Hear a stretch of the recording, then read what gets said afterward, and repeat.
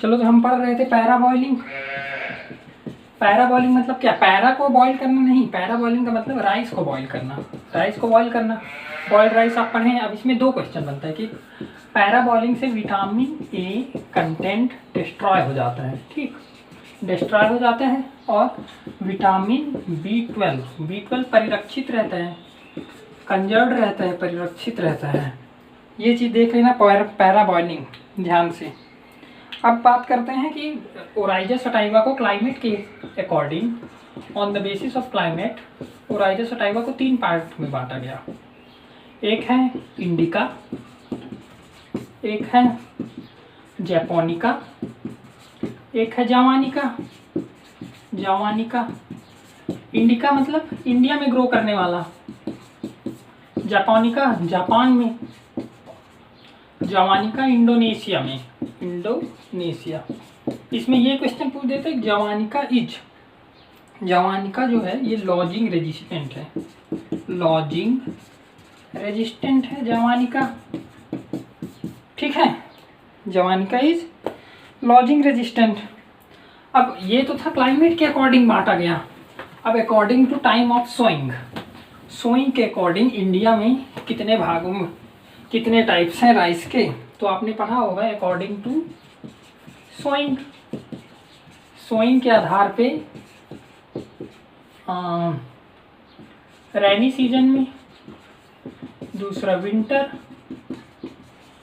तीसरा है समर। अब देखते हैं रैनी सीजन को क्या बोला जाता है, आउस, अमन एंड बोरो और डलुआ।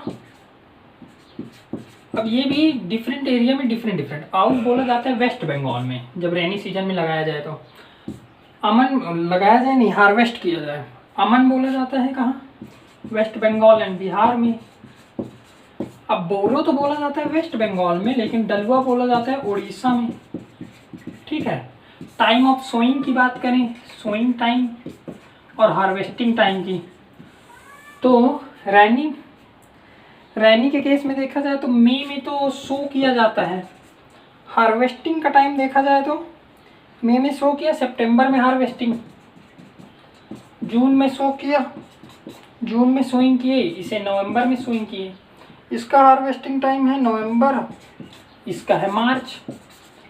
तो ये है according to time of, according to sowing, rainy, winter, aus, aman, बोरो। आउस, अमन, बोरो में आपको ध्यान रखना है कब सोइंग कर रहे हैं और कब हार्वेस्टिंग कर रहे हैं, ठीक है। आगे बढ़ते हैं, चलो। सीड रेट हो गया था। डेपोगमिथी के बारे में बता दूं मैं। डेपोग नर्सरी राइजिंग के एक मेथड है जो IRRI से आया है। इसमें सॉइललेस नर्सरी राइज किया जाता है, सॉइललेस टेक्नोलॉजी है। 11 से 13 दिन में नर्सरी ट्रांसप्लांट के लिए सुटेबल होता है। और 2 लीफ स्टेज, एक और क्वेश्चन बनता है कि 2 लीफ स्टेज में ही ट्रांसप्लांटिंग किया जाता है। 2 लीफ स्टेज में ट्रांसप्लांटिंग किया जाता है। आपको बता दें जो वर्ल्ड का फर्स्ट ड्वार्फ वैरायटी है, first dwarf variety TN1 Taichung native 1। और जो म्यूटेंट वैरायटी की बात करें तो आता है जगन्नाथ। ये क्वेश्चन भी आया हुआ है, म्यूटेंट वैरायटी कौन सी है राइस की? जगन्नाथ। फिर एक क्वेश्चन बनता है कि ऐसा कौन सा राइस का वैरायटी है जो प्राइवेट ऑर्गेनाइजेशन के द्वारा रिलीज किया गया है, प्राइवेट ऑर्गेनाइजेशन के द्वारा रिलीज किया गया है। तब आता है PHB 71 is the rice variety of rice which released by private organization. Okay, bio fertilizer देखते हैं कि राइस में कौन कौन से बायो फर्टिलाइजर यूज होते हैं। बायो फर्टिलाइजर में एक सिंपल सवाल बनता है, लेकिन सब ध्यान देना, बायो फर्टिलाइजर राइस में कौन सा यूज होता है? मोस्ट कॉमनली यूज होता है एजोला। क्वेश्चन यही बन जाता है कि एजोला क्या है? एजोला है फर्न, ठीक है। दूसरा होता है एजोला के बाद होता है ब्लू ग्रीन एल्गा, नाम से ही पता चल रहा है ये क्या है, एल्गा। और तीसरा होता है एजोस्पाइरिलम,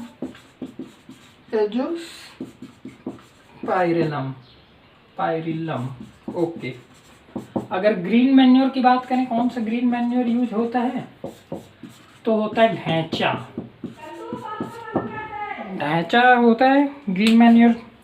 इसमें एक बेहतरीन क्वेश्चन बनता है जहाँ कंफ्यूज, मोस्टली कौन सा फर्टिलाइजर यूज किया जाता है धान में? मोस्टली अमोनियम सल्फेट का यूज किया जाता है। अमोनियम सल्फेट यूज होता है।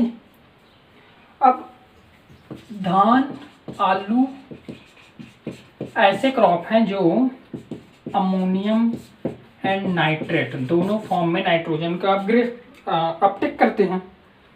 फर्टिलाइजर की बात करें तो धान अब सबमर्ज्ड एरिया में उगाया जाता है, तो oxidize zone and reduced zone.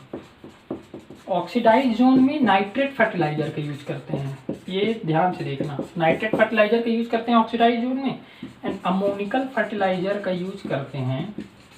Ammoniacal fertiliser का यूज किया जाता है कहाँ? रिड्यूस जोन में। रिड्यूस जोन में क्या किया जाता है? अमोनिकल फर्टिलाइजर का। और मोस्ट क्रिटिकल स्टेज की बात किया जाए तो बूटिंग स्टेज। बूटिंग, ये डायरेक्ट पूछ देगा।